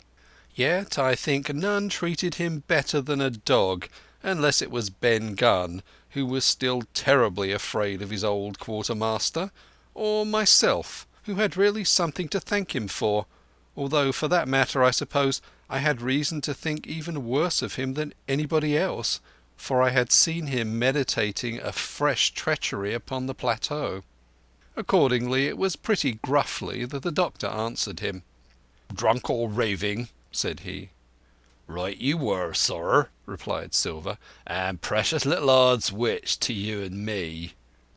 "I suppose you would hardly ask me to call you a humane man," returned the doctor with a sneer, "and so my feelings may surprise you, Master Silver.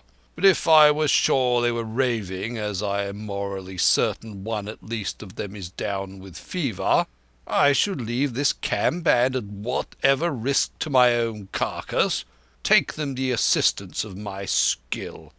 "Ask your pardon, sir, you would be very wrong," quoth Silver. "You would lose your precious life, and you may lay to that. I'm on your side now, hand and glove, and I shouldn't wish for to see the party weakened, let alone yourself, seeing as I know what I owes you. But these men down there, they couldn't keep their word, No, not supposing they wished to, and what's more, they couldn't believe as you could." "No," said the doctor. "You're the man to keep your word, we know that." Well, that was about the last news we had of the three pirates. Only once we heard a gunshot a great way off, and supposed them to be hunting. A council was held, and it was decided that we must desert them on the island, to the huge glee, I must say, of Ben Gunn, and with the strong approval of Gray. We left a good stock of powder and shot, the bulk of the salt goat, a few medicines and some other necessities, tools, clothing, a spare sail, a fathom or two of rope, and, by the particular desire of the doctor, a handsome present of tobacco. That was about our last doing on the island. Before that we had got the treasure stowed, and had shipped enough water and the remainder of the goat meat in case of any distress. And at last, one fine morning, we weighed anchor, which was about all that we could manage, and stood out of North Inlet, the same colours flying that the captain had flown and fought under at the palisade. The three fellows must have been watching us closer than we thought, as we soon had proved, for, coming through the Narrows, we had to lie very near the southern point, and there we saw all three of them kneeling together on a spit of sand with their arms raised in supplication. It went to all our hearts, I think, to leave them in that wretched state, but we could not risk another mutiny, and to take them home for the gibbet would have been a cruel sort of kindness. The doctor hailed them and told them of the stores we had left, and where they were to find them. But they continued to call us by name, and appeal to us for God's sake to be merciful, and not to leave them to die in such a place. At last, seeing the ship still bore on her course, and was now swiftly drawing out of earshot, one of them, I know not which it was, leapt to his feet with a hoarse cry, whipped his musket to his shoulder, and sent a shot whistling over Silver's head and through the mainsail. After that we kept under cover of the bulwarks, and when next I looked out they had disappeared from the spit, and the spit itself had almost melted out of sight in the growing distance. That was at least the end of that. And before noon, to my inexpressible joy, the highest rock of Treasure Island had sunk into the blue round of sea. We were so short of men that everyone on board had to bear a hand, only the captain lying on a mattress in the stern and giving his orders, for though greatly recovered he was still in want of quiet. We laid her head for the nearest port in South America, for we could not risk the voyage home without fresh hands. And as it was, what with baffling winds and a couple of fresh gales, we were all worn out before we reached it. It was almost sundown when we cast anchor in a most beautiful landlocked gulf, and were almost immediately surrounded by shore boats full of negroes and Mexican Indians and half-bloods, selling fruits and vegetables, and offering to dive for bits of money. The sight of so many good-humoured faces, especially the blacks, the taste of the tropical fruits, and above all the lights that began to shine in the town, made a most charming contrast to our dark and bloody sojourn on the island. And the doctor and the squire, taking me along with them, went ashore to pass the early part of the night. Here they met the captain of an English man-of-war, fell in talk with him, went on board his ship, and, in short, had so agreeable a time that day was breaking when we came alongside the Hispaniola. Ben Gunn was on deck alone, and as soon as we came on board he began, with wonderful contortions, to make us a confession. Silver was gone. The Maroon had connived at his escape in a shore boat some hours ago, and he now assured us that he had only done so to preserve our lives, which would certainly have been forfeited if "that man with the one leg had stayed aboard." But this was not all. The sea cook had not gone empty-handed. He had cut through a bulwark unobserved, and had removed one of the sacks of coin, worth perhaps 300 or 400 guineas, to help him on his further wanderings. I think we were all pleased to be so cheaply quit of him. Well, to make a long story short, we got a few hands on board, made a good cruise home, and the Hispaniola reached Bristol just as Mr. Blandy was beginning to think of fitting out her consort. 5 men only of those who sailed returned with her. Drink and the devil had done for the rest with a vengeance, although, to be sure, we were not quite in so bad a case as that other ship they sung about, with 1 man of the crew alive, what put to sea with 75. All of us had an ample share of the treasure, and used it wisely or foolishly according to our natures. Captain Smollett is now retired from the sea. Gray not only saved his money, but, being suddenly smit with the desire to rise, also studied his profession, and he is now mate and part owner of a fine full-rigged ship, married besides, and the father of a family. As for Ben Gunn, he got £1,000, which he spent or lost in 3 weeks, or, to be more exact, in 19 days, for he was back begging on the 20th. Then he was given a lodge to keep, exactly as he'd feared upon the island, and he still lives a great favourite, though something of a butt with the country boys, and a notable singer in church on Sundays and saints' days. Of Silver we have heard no more. That formidable seafaring man with 1 leg has, at last, gone clean out of my life, but I dare say he met his old negress, and perhaps still lives in comfort with her and Captain Flint. It is to be hoped so, I suppose, for his chances of comfort in another world are very small.